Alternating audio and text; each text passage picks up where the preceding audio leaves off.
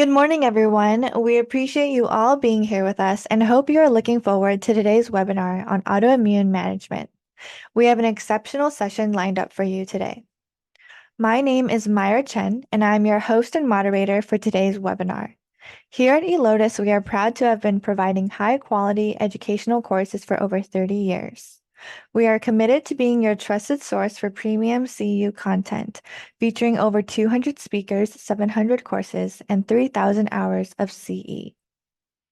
Allow me to introduce you to today's speaker, Dr. Peter Shark. Dr. Shark is a highly experienced practitioner with over 15 years of expertise in acupuncture, Chinese herbal medicine, functional medicine, and nutrition. His personalized treatment plans and lifestyle modifications have enabled countless patients to restore their health and enhance their quality of life. Alongside his wife, Nico, he operates Shark Holistic Health, a telemedicine clinic serving patients across the United States.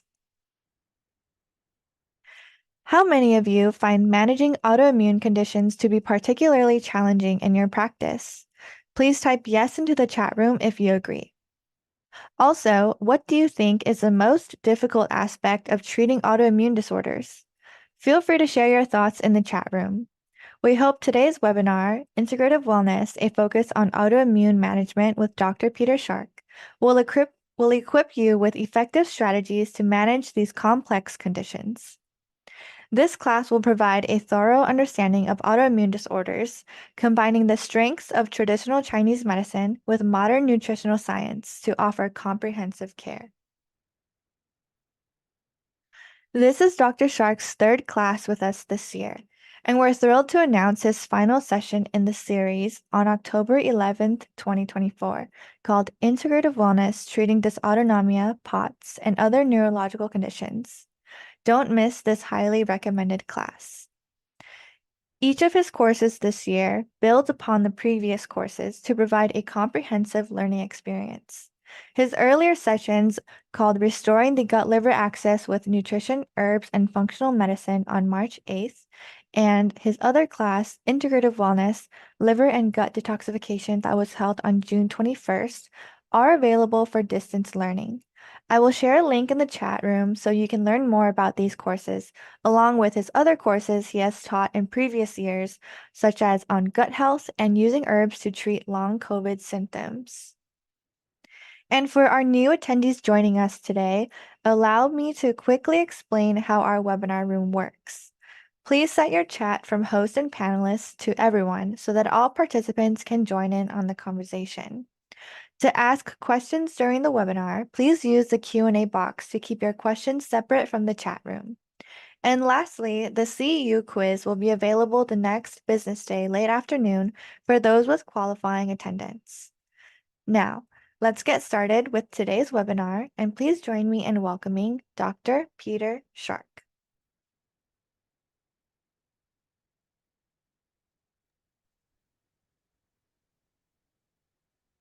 Okay, hello. Welcome, everybody. It's good to see you all here on a Saturday morning.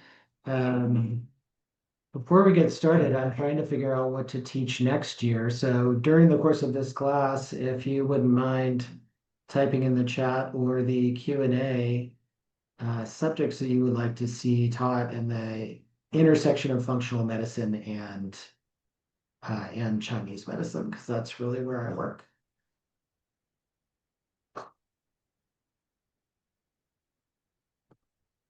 Okay, let's get started.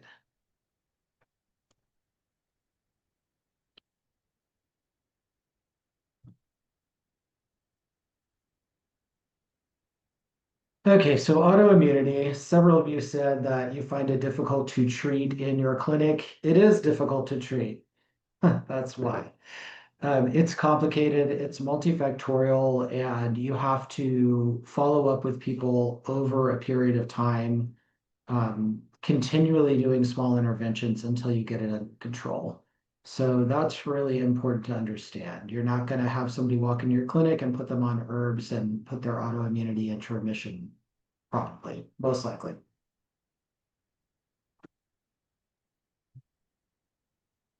Just fixing my frame here.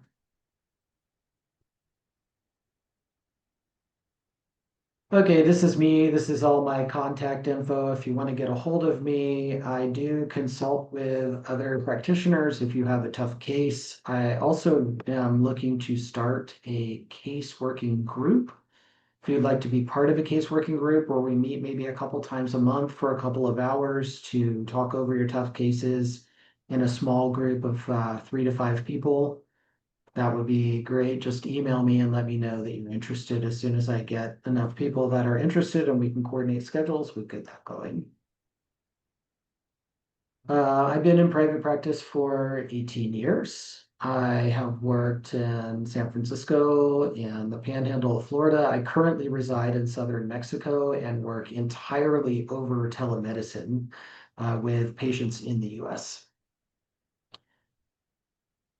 I work in a clinic with my wife. She does the nutrition side. I do the kind of functional medicine, Chinese medicine side. We work together with patients. They pretty much all see both of us. So it's a different format than most Chinese medicine clinics. I do not do acupuncture anymore because it's just that's impossible to do over telemedicine. So I work a lot more with labs now that I'm working online and because I have a lot of experience with herbs, I'm still able to prescribe those long distance.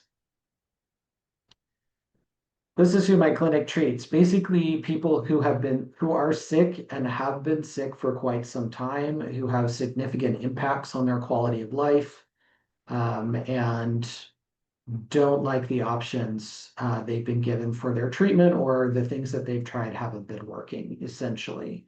We don't really do acute issues. We turn away people who are just looking for, health maintenance or things like that. We only treat people with health problems. The reason for that is that we do really in-depth treatment plans, and people that don't have real health problems aren't really interested in working that hard. So I put my ideal patient on here partially just so you know who we're looking for, but also because if you don't have this, you should work on developing it. If you're new in practice, maybe you don't know yet, and that's perfectly fine. You just need to see people and get an idea of who you work best with. Over the years of practice, I've learned who gets the best results in my clinic, and that's this person, this imaginary person I wrote down here. A woman in her 40s who has a chronic illness that is interfering with her daily life and has already seen at least 3 other doctors, has tried their treatments and has not gotten results. Now she's decided that she is ready to dedicate her time and energy to finally getting well and just needs the right information and guidance. I will take male patients, but the reason that my ideal patient is female is that they just tend to be more dedicated, and that's just reality. It's just our society, and women are more likely to prioritize their health than men. Although I've had some great results with male patients in the past. This is who I don't treat. Basically, people who don't want to change. That's very important. I get case questions all the time from practitioners, and the problem boils down to the patient doesn't want to make changes. That's not a problem that you can solve. I don't uh, I don't convince people that they need to prioritize their health, that they need to make the changes that I'm recommending. They need to come to me already feeling like that. If patients don't want to take supplements, some people will come to alternative health because they don't like conventional medicine, but they also don't want to take any supplements. Not a good fit for my clinic. We do a lot of supplement recommendations. So that's maybe if you're in acupuncture, primarily that's fine, but not for me. Also, people come with an attitude that they don't trust doctors, but they still want a magic overnight cure. I really try to screen those patients out because it doesn't work out. This is not an overnight cure, particularly with chronic illness. It's going to take some time, not as much time as people think. When I start working with a patient, I expect to see significant changes with their health within a 3 month period. So this is people that had a decade of illness, significantly better in 3 months. Not necessarily cured or in remission, but noticeable, obvious, measurable differences in quality of life within 3 months, which really is pretty fast, but they have to work for it. It's not going to be a magic pill.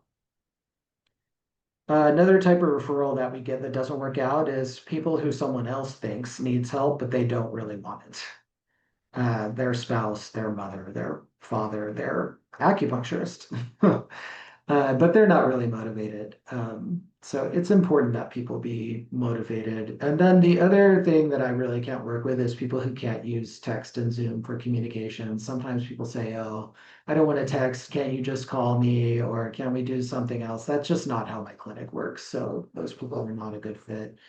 So I think it's also important, partially I share this because I think it's also important for every practitioner to understand who doesn't do well in their clinic so that we can turn those people away or refer them out to a different type of practitioner.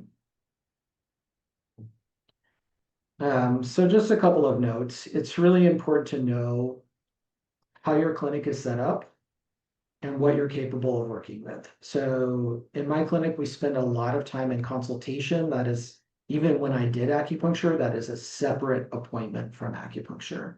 It's really hard to treat complex patients if you're only talking to them at their acupuncture appointment.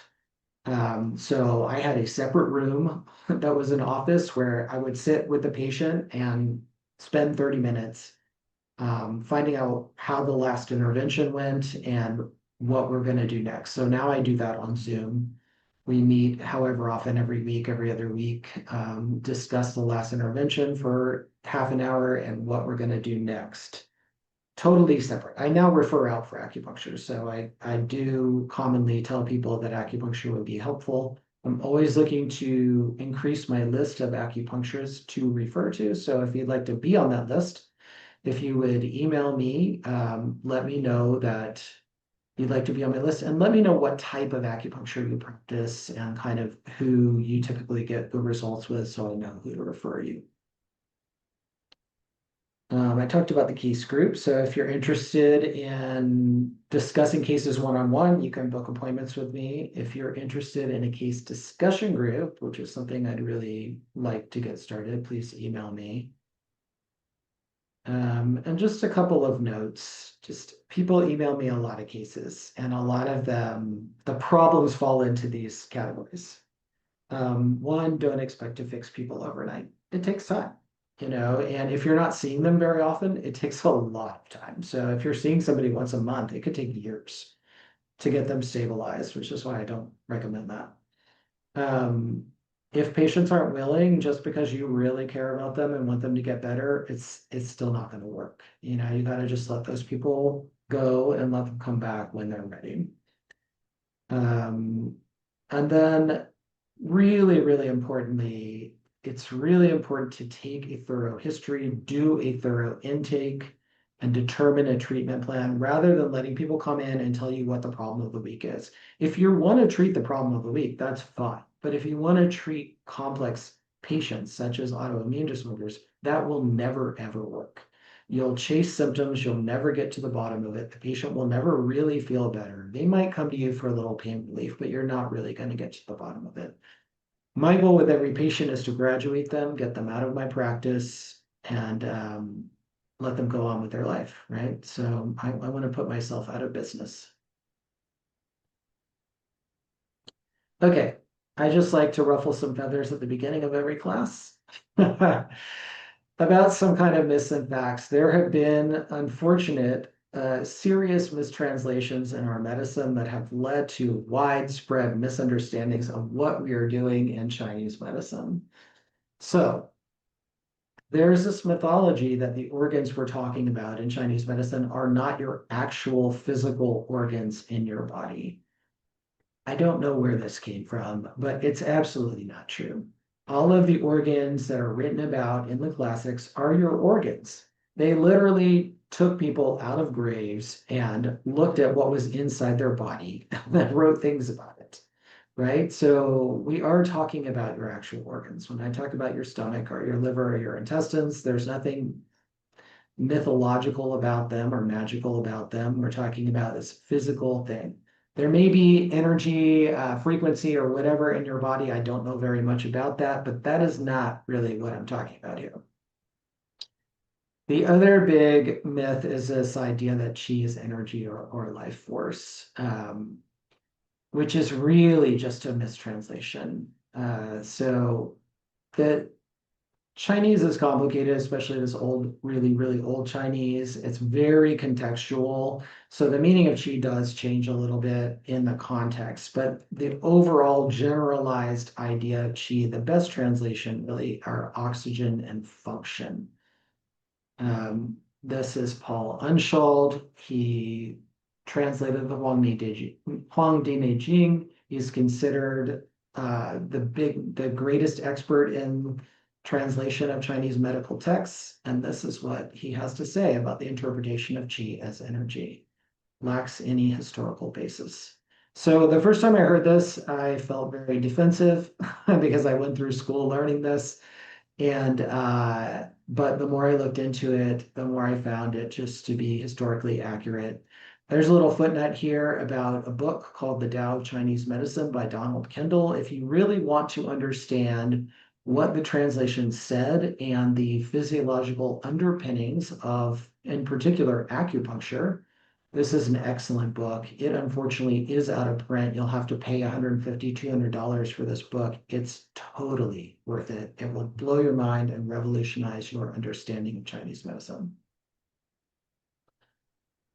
The other big kind of mythology is that those charts in those books are of magical energy meridians. But when they described those lines in those books, they called them shui mai, blood vessels, right? So qi circulates in your blood vessels.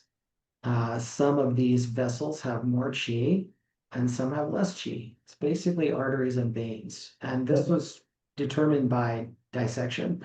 These are just historical facts. This is not my opinion. Okay, so this is how my clinic treats chronic illness. I highly recommend this this format because it works really well. I meet with a patient for 30 minutes just to determine if they're eligible to be seen in my clinic. If they are, we sign them up for intake. And the intake is two 90-minute appointments. So 3 hours you spend with this patient getting history, finding out about all their current symptoms, and developing a treatment plan that we can then follow for the next 3 months. Then we reevaluate every 3 to 6 months. We go back and look at all of their major complaints, all of their problems, and we figure out, what's gotten better, what is kind of lagging, right? And then we adjust our treatment plan to those things. And so even though I've been doing this for a long time and I've been working with chronic illness pretty much the whole time, if I did not do reevaluations, I would be completely lost with my patients after 3 or 4 months because you get in there, you start treating, you get into the day to day, and it pulls you off course.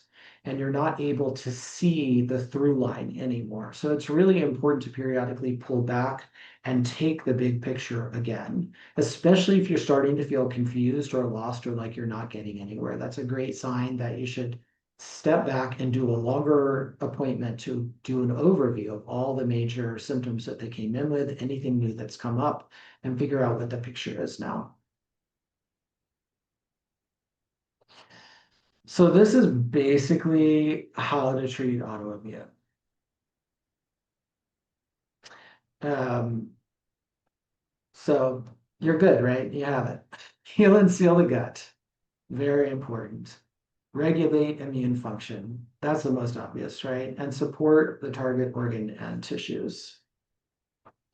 Before we get into a little more treatment, I just want to see if anybody has questions about the kind of the format that I went over so far about how we treat or how to set up your clinic to be able to treat chronic illness.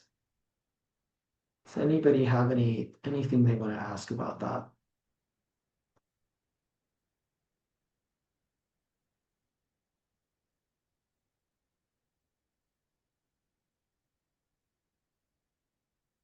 Why two 90-minute intakes? Okay, so I used to do two 1 hour intakes, and then I moved to the south. And then I found that I could never, ever get people to answer my questions. But let me explain the format so that you can understand. These are two appointments on the same week. So the first appointment I call a new patient consult. That's a 30-minute, that's just a meet and greet for me to understand the overview of what's going on with the patient in their own words. I have them fill out a little paperwork first, but just an overview in their own words. I can get an idea of what their expectations of treatment are, make sure they're realistic.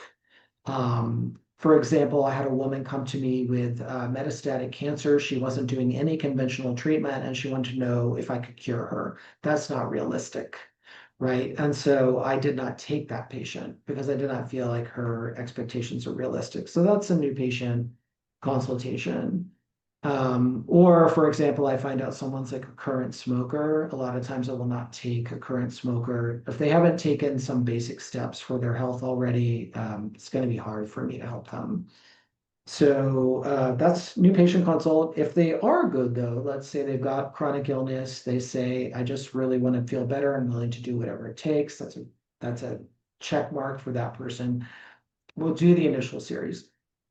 At the initial series, they fill out a lot of paperwork. So I've developed a lot of paperwork over the years. I keep it online. It takes like an hour or two to fill out. So it's really, really extensive and detailed. So they fill all of that out. And then in the first appointment, it's me, my wife Nico, who does nutrition digestion, and the patient. We go through their entire medical history. That is from birth, really from in utero to present, any medical events, conditions, accidents, injuries, illness, diagnoses, symptoms, all the way through, and we timeline it out. That helps me understand what the core issues are and how it develops. And then we go through all of their current symptoms, and then we scan their paperwork for anything that we missed, and we asked about that. That, in my experience, takes about an hour and a half. Now, when I lived in California, I could do that process in an hour, no problem. People were much better at answering questions directly and not going on a wandering, meandering answer. I just gave up working in the South on trying to corral people and made it longer. So that's our first appointment. In between those two appointments, Nico and I take all of our notes that we've written from appointment number one, and we look at what are the underlying issues. We make notes about some ideas about treatment, particular nutrition ideas, herb ideas, things we want to focus on, and we do a write-up of findings. What's wrong with this patient, under the surface. For example, do they have sluggish liver function or toxicity? Do they have low stomach acid? Do they have vagus nerve dysfunction? Things like that. So we write all that on a piece of paper. We recommend a chief focus, which is like, what of those areas are we going to primarily focus on in treatment? And we lay out a treatment plan. And the patient basically picks their frequency, how often they work with us. Do they see one of us every week? Do they see us, both of us every week? Do they see one of us every other week? How fast do they want to move? So that process, as we're doing that process, it's an educational appointment. We're going through the different body systems that aren't working for them, explaining how they're not working and how they relate to their symptom list, to their primary complaints.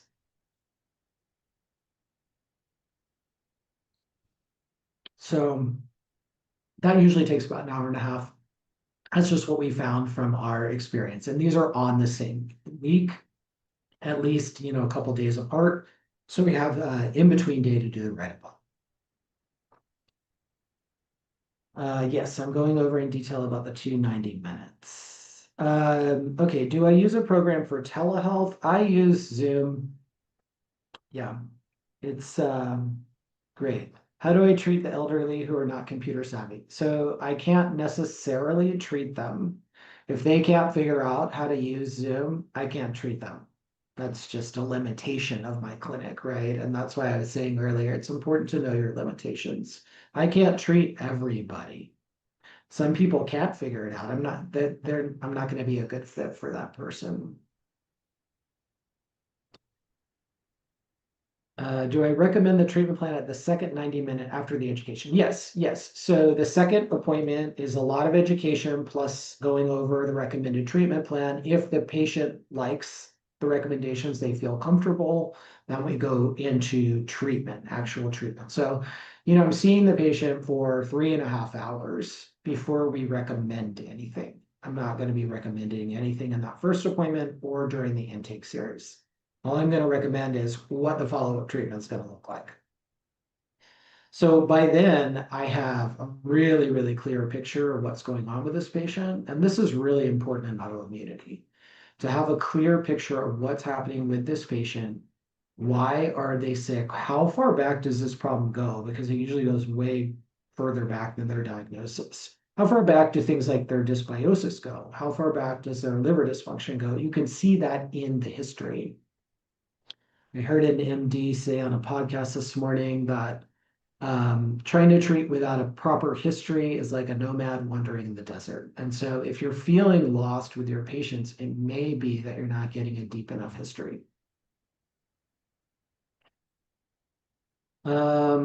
Anything else about kind of our format or how to set up your clinic in a way that helps you to treat complex cases?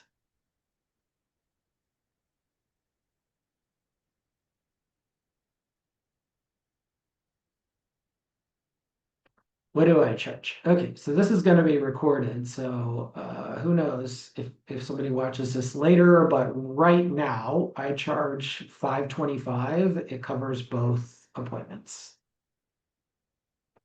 which is a discount over if you multiply out my 30-minute rate. Um, yeah.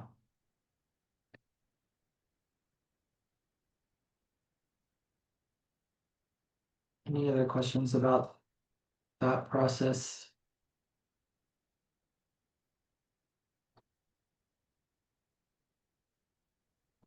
Yeah, so, complex cases are not going to be for everyone. Not everybody wants to set up their clinic in a way that works well for complex cases, and that's fine because there's plenty of people with pain conditions or acute problems that want to come to you.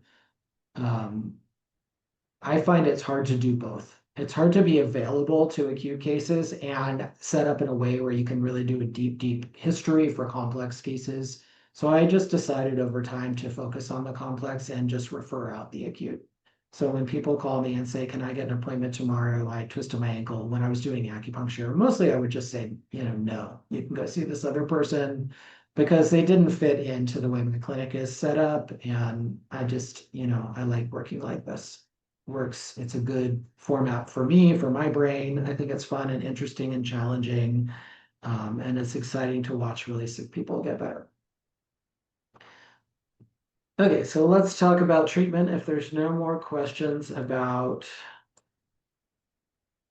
oh, there's a question in the Q&A. Thank you for using the Q&A. How do patients send their previous lab results to you? So I just have an email. My email's connected through my web page, so it's encrypted. So I have them email. If their end, their email's not secure, sometimes people will give me access to their portal or something like that, but that's kind of a pain for me. I don't have a way for them to upload lab results right now on my portal, which is where they fill out their paperwork, although that's something I should probably put there because it would be convenient to keep them there. But yeah, usually I have them send. So lab results, I do not review lab results before the first appointment of the intake series.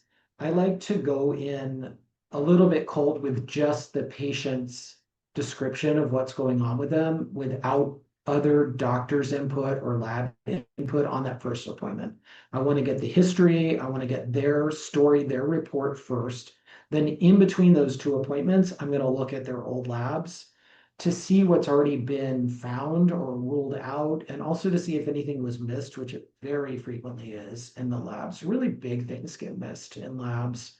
People have several months going back of problems that their MD has not told them about, or maybe just hasn't noticed. Uh, okay, how do we deal with someone who is motivated but minimizes their issues? I, okay, so I used to really try to affect people's psychology. I just don't do that anymore because I'm not a psychologist and it's just too hard. So if they don't realize that the issues are bad, they're probably not going to be very good at following through and they're probably not going to get great results. That said, if they're motivated enough to do the intake process is educational and it will often raise people's motivation even more because they will start to understand what's happening in their body. But people who really minimize and don't think it's a big deal and they can't get out of that mindset typically don't do that well. That's just, I feel like that's just a problem beyond my control. I really try to encourage patients to get in touch with their body, to listen to their body, and to learn how to respond to their body. But not everybody really wants to do that. There's a lot of reasons people don't want to do that. I do refer people to things like trauma counseling because that's one of the reasons. If they're really just seem to be blocked, I will often recommend counseling so that maybe they can find a way with a licensed therapist to um, prioritize their health and to take better care of themselves. Question, do I rely on physical exam notes from another practitioner, BP, heart rate, tongue and pulse, etc.? No, I don't. So BP and heart rate, sure. I do not trust other practitioners' tongue and pulse because they're so frequently wrong. But I love a blood pressure and a heart rate. I'll have patients take those all the time. Those are great clues about excess or deficiency, what's going on with people. You could tell a lot from vital signs, actually. So that's helpful. What's really happened is over the years, I got good at pulse. I studied some with Jimmy Chang and with Bob Doan. I got good at pulse and I really learned to diagnose with pulse. And it is kind of terrible that I can't do pulses long distance, because it's such a clear view of what's going on. But over the years of doing pulse, I was able to basically develop a differential diagnosis in my mind for all of these different chronic conditions. And I can I have a pretty good track record of being able to tell from history which pattern people fall into. So I was able to make a correlation between the pulse and the pattern I was seeing and which kind of set of herbs or approach was working for that type of patient. It's not 100%. It is a little more trial and error than if I had the pulse, but it works pretty well, much better than I would have thought. What do I charge for follow-up appointments in their treatment plan? Right now, as of August 2025, drop-in follow-ups are 285. We discount for treatment plans because I want people to commit to a course of treatment and not to drop in for symptom management. I really hate drop-in. It's a lot of mental work to get reoriented over and over, and it just doesn't produce good results. So as a result, I charge more. When we do a plan, we drop their rate by like $90 an appointment, plus then we give discounts. So it comes out to be much less. Uh, okay. Did I catch? Oh, there's more in the Q&A. How do I tell them that I don't want to work with them? That's a great question. Yeah, it's kind of hard to turn people away, but I try to be really honest with people. So I just say, based on based on what I'm hearing, what I'm learning today, I just don't think you're a great fit for my clinic. We don't get great results with this type of pattern or whatever it is. For example, I've told people, like you smoke a pack a day of cigarettes, we don't get really good results with current smokers. So I would really recommend that you quit smoking and come back to me. And we also don't get great results with daily drinkers and things like that. Sometimes people contact us. I try to weed them as soon as possible. So the first contact we get is a form off of our webpage, a new patient inquiry form. That's the first thing we get from most people. I read that. It says what they're coming in for and kind of just a really, really brief overview of their health condition.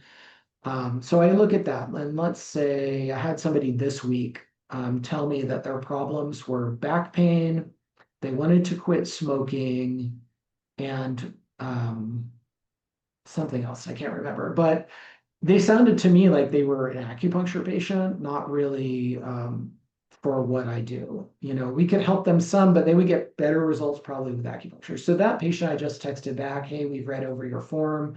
You look more to us like an acupuncture patient. We would recommend finding an acupuncturist in your local area. If you still want to meet with Dr. Shark and talk about what he might be able to do, we can set that up. But that way, we turn them away before they spend any money. That's ideal. Sometimes they get into the new patient consult before I realize this isn't going to work out. Like that cancer patient, I did not know that she wasn't doing any conventional treatment and thought that I was going to cure her. When I found that out, I said, look, I, I don't think your expectations are realistic for what I can do for you. I'm really sorry that you paid for this appointment. You came here to see me because I don't think I'm going to be able to help you in the way that you're looking for help. And so that's how I do it. Um, Would that answer your question? Yeah, just be honest. It's really important to be honest. Also, when we do the intake, if there are limitations to how much I can help a person because we've uncovered problems that are not going to be cured, I will tell them this is the limiting factor on your results. It is going to change how far we can go with you potentially. I have a new patient coming in right now with a diagnosis of tophus gout, which is a really complicated condition. He has a lot of damage from the years of misdiagnosis of having this condition before it was treated. And so this guy, I think we can really improve his quality of life, but he'll probably have to stay on medication and he may have some symptoms, but I told him, look, I think we can improve your quality of life. Probably not going to cure you. You may not be able to go into full remission, but to me, it's worth a try. And he agreed. And so I'll take that patient. Some patients will say, oh, you can't cure me. I'm not interested. So I hope that helps.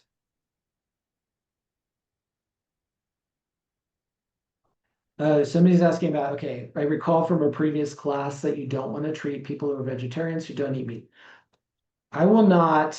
So this is what I do. When people don't eat any animal products, so they're vegan. If they eat eggs and dairy, fine, fish, fine. That's fine. I don't have a problem with that at all. They're going to be eating maybe potentially, depending on their condition, a lot of those things. If they are totally vegan, my first question is, why are you vegan? Because people have different reasons. A lot of it is health. If a person's vegan for health and the vegan's not helping their health, they're pretty open to changing. If a person is vegan because they don't feel it's moral to consume animal products, that can be tough. And so I have to know if they have any willingness to consume animal products. I typically, if they say no, absolutely under no circumstances will I even drink broth or do anything with animal products. I probably won't take them, not because I don't like them for being vegan, but because I feel like we are not going to get results because we won't be able to change our diet appropriately.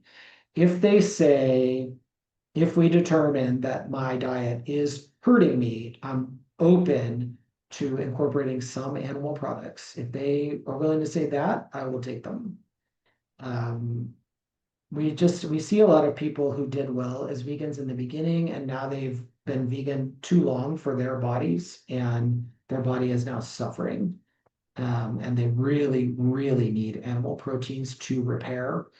And so, yeah, if they are not willing at all to consider it, I will definitely not take them. And I try to put that out as early as possible so that people don't waste their time if they're not interested. Do I give their money back when they've okay. Do I give their money back when they've spent the big initial exam and they're shocked you're not going to move forward? Okay, so there's two different things. The new patient consultation is not the big one. It's only 30 minutes. It's $95. I discount it. Um, if we don't move forward, typically, no, I don't give their money back unless, I just once in a while I will. The cancer patient, she was just kind of delusional about the possibilities, and she seemed like she didn't have any money, and I refunded her because I felt bad that she didn't understand what we were doing.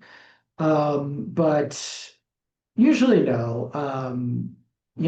I have spent that time with them. Even if we don't move forward, they're on my calendar. They're taking up a full treatment spot. I've discounted it heavily. So no, I try to be as open and as honest as possible, but I also don't like to give away my time.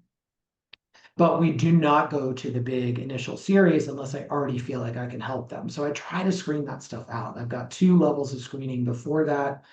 So if we get to the initial series, we're taking them on. And I don't go through that and go, I'm not taking you now. That would be a little maybe unethical. Am I functional medicine certified? No. So I started studying functional medicine before the certifications really came around, and I looked into them. And you can do the education. You can pretty much get the education without the certification for much less money. They started charging so much money for the certification, and a lot of it is geared towards chiropractors who are doing a lot of like neurological exam and things that I'm not really doing. So no, I did not get a certification.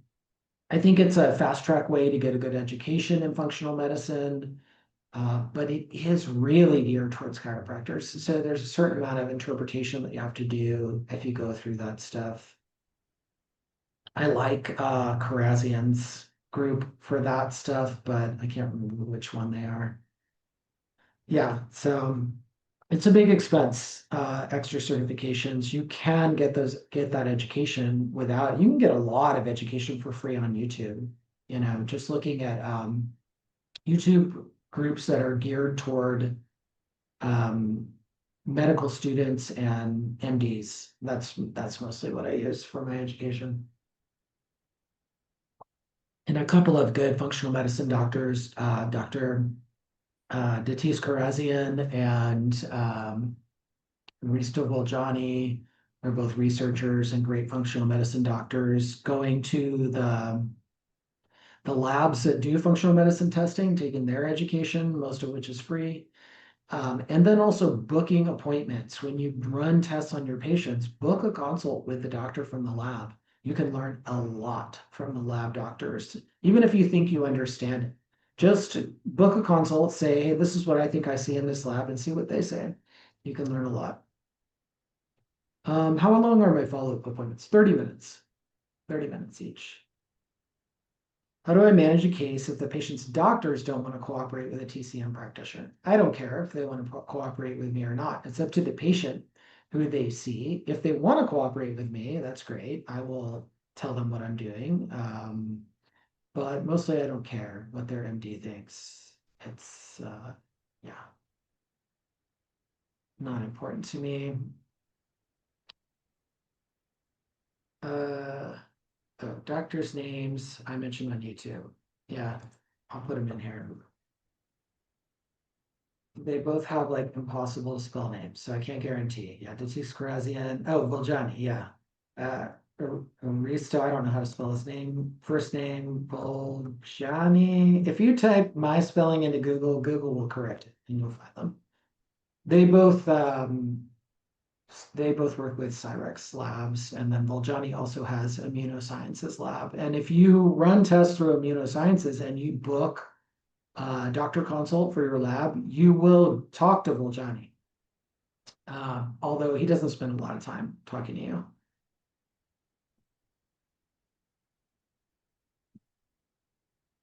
Don't worry, this time is built into the class, so you're not going to miss anything by talking about this. We are already ahead of schedule, shockingly. Okay, any other questions about how to treat? This is actually really important information about, we're going to get into the nuts and bolts of what to do. But if you don't have the format to communicate with the patient so that they understand what to do and why they're doing it, then the results suffer because they need to know what's happening, why they're doing it, and exactly what to focus on next. So we're coaching patients one appointment at a time with one or two things to implement in between treatments. So they always know what to focus on. It's not like go home and change your diet or go home and start eating meat or whatever. It's really, really, really specific advice of what to do each week so that they can follow along and make the changes and see the results of each implementation, and that motivates them to move forward. Okay.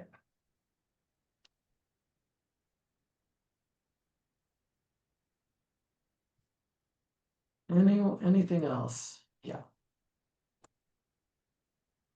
We could probably do a whole weekend on patient management.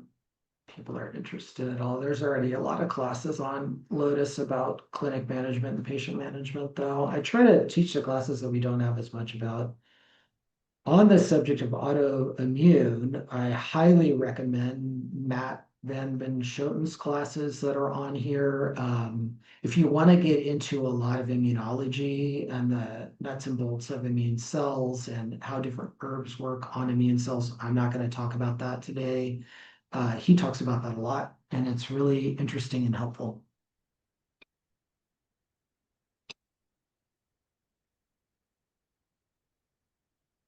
Yeah, thanks, Mira. All right, we are just about 50 minutes in. So any more questions? We got like 4 minutes to the break, and I don't really want to go into the treatment before that. Any other questions about patient management in general? If not, we can, as Mira noted, we could take a break right now. And then we're going to jump into some physiology, as I always do. Okay, I don't see anything, so let's take 10 minutes. We'll come back at 58. We'll just come back on the hour, right? Yes, thank you. Okay, see you guys in a few minutes.